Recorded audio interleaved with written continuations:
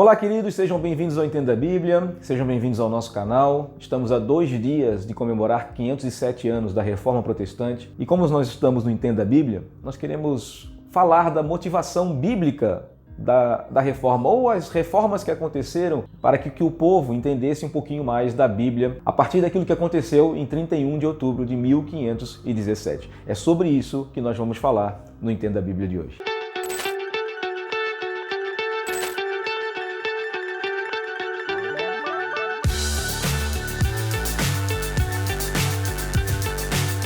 Ano de 1517 e a igreja está enfrentando vários problemas. Problemas causados pelo renascentismo, problemas causados por uma crise religiosa, problemas causados por algumas rebeliões que estavam acontecendo há alguns anos, rebeliões religiosas ou ideias religiosas contrárias às tradições da igreja. E agora 1517 chega e um homem chamado Martinho Lutero escreve 95 teses na igreja de Wittenberg contra as indulgências. A motivação principal de Lutero era a motivação religiosa. Ele queria resolver o problema das indulgências. Estava questionando a ideia da Igreja Católica cobrar as indulgências, ou cobrar uma espécie de um dízimo, ou cobrar uma espécie de uma oferta especial, que chamaram de indulgência, com a promessa de perdoar os pecados daquelas pessoas que estavam comprando aquele tipo de indulgências. Então as pessoas compravam, pagavam para ter o perdão dos seus pecados. Isso com certeza é totalmente antibíblico, porque nós somos perdoados em Cristo Jesus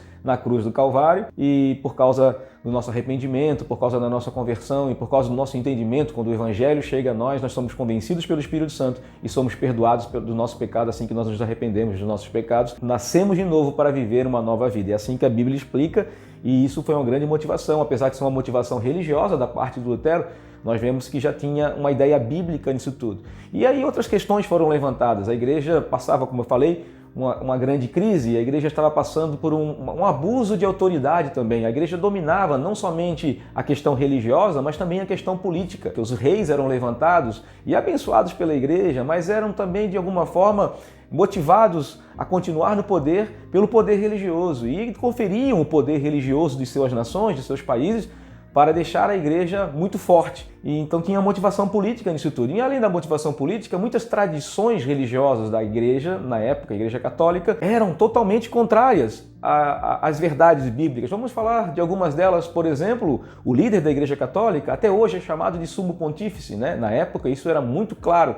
A ideia das indulgências ou do perdão dos pecados a partir de uma venda de uma indulgência era a ideia que surgia a partir de que o líder da Igreja Católica ele tinha essa questão muito próxima de Deus, ele era um mediador diante de Deus, mas nós sabemos, a Bíblia nos ensina que o único mediador entre Deus e os homens é Jesus. A Igreja Católica também entende que só por meio dela existe a salvação, mas nós entendemos biblicamente que Jesus, ele é o único e suficiente salvador das nossas vidas, é por meio de Jesus e não por meio da igreja. Não é porque você vai na igreja ou porque você é membro de uma igreja que você vai ser salvo, mas é verdadeiramente porque você entendeu o Evangelho, se converteu dos seus maus caminhos e recebeu o Espírito Santo e está vivendo uma nova vida em Cristo Jesus. É por causa disso, a salvação acontece a partir de Jesus, a partir do sacrifício de Jesus na cruz do Calvário, não a partir do cumprimento de cerimônias religiosas ou sacramentos religiosos. Então, existiam alguns embates, algumas discussões. A outra questão é a questão da Bíblia.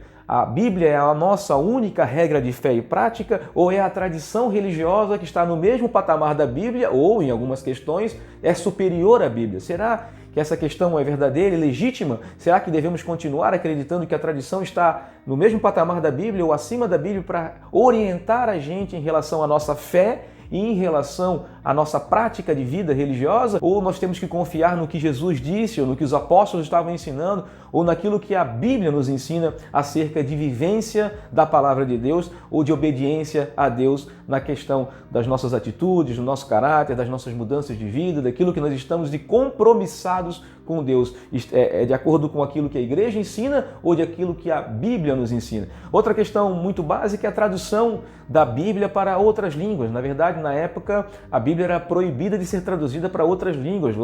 Então, o acesso do povo à Bíblia era muito complicado. Então, como é que a gente vai entender a Bíblia se a gente não entende o latim, por exemplo? O latim era a língua oficial da igreja, então a Bíblia só existia em latim.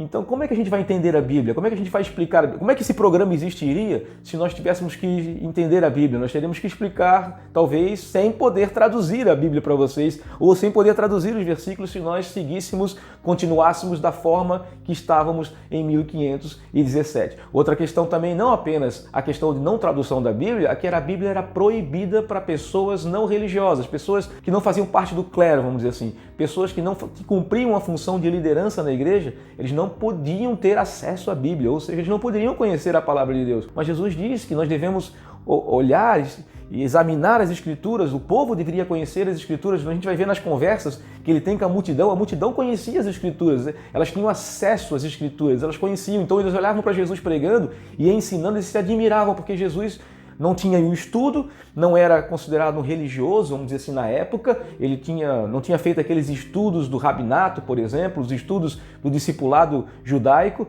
das sinagogas, mas ele verdadeiramente conhecia as Escrituras muito bem. As pessoas se admiravam porque ele conhecia as Escrituras e as pessoas conferiam as Escrituras porque olhavam para Jesus e viam que ele pregava a verdade. Pois a gente vai ver também no caso do livro de Atos, a questão dos bereanos, que olhavam para Paulo pregando o Evangelho e examinavam as Escrituras, eles tinham acesso às Escrituras, aquelas pessoas tinham acesso, não era apenas a liderança do clero que tinha acesso às Escrituras, mas outras pessoas comuns tinham acesso às Escrituras para poder conferir os que os pregadores estavam pregando, o que a igreja estava ensinando. E isso é uma grande questão também. Então, apesar de ser um movimento religioso, nós podemos entender que esse movimento contribuiu muito para que nós todos pudéssemos ter acesso às Escrituras Sagradas, pudéssemos estudar as Escrituras Sagradas, todo mundo pudesse ter esse acesso e poder estudar, interpretar a Escritura e poder aprender um pouco mais de Deus através das Escrituras. A ideia da meditação bíblica, a ideia de ler as Escrituras, a ideia de ter esse acesso a Deus, esse relacionamento com Deus, que não precisa de um mediador humano,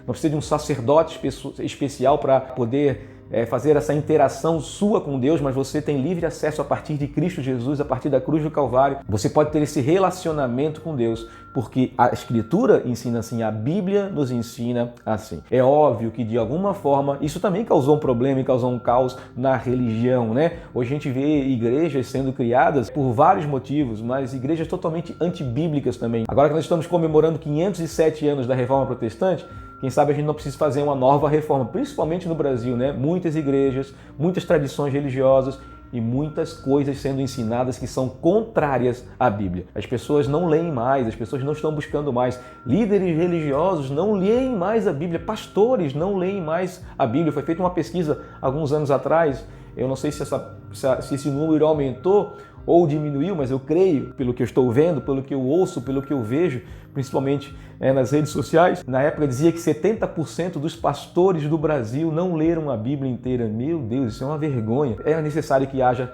novamente um movimento de reforma religiosa no nosso país, a reforma da igreja no nosso país, para que nós possamos voltar às Escrituras Sagradas. Porque a palavra de Deus é o caminho, né? A palavra de Deus é a orientação, foi a forma que Deus deu, foi a iluminação que Deus deixou para que nós pudéssemos conhecer a Deus, conhecer a verdade, conhecer a Jesus, conhecer o reino de Deus e possamos de alguma forma nos relacionar com Deus por meio das Escrituras. Essa foi a forma, não foi a igreja, não foi através de profetas, através de pessoas especiais, de sacerdotes, não, queridos. É através da Escritura Sagrada. Procure ler as Bíblias, procure entender a Bíblia. Nosso programa é para contribuir para que você possa compreender um pouquinho melhor das Escrituras Sagradas. Então era sobre isso que eu gostaria de falar. Volte o tempo todo para a Bíblia. Se você está de alguma forma usando a sua vida religiosa e vivendo em contrariedade a algumas questões e algumas verdades bíblicas, meu conselho para você é que volte às Escrituras. Assim como a igreja começou a voltar às Escrituras, vamos dizer assim, em 1517, eu vejo que a igreja está se perdendo novamente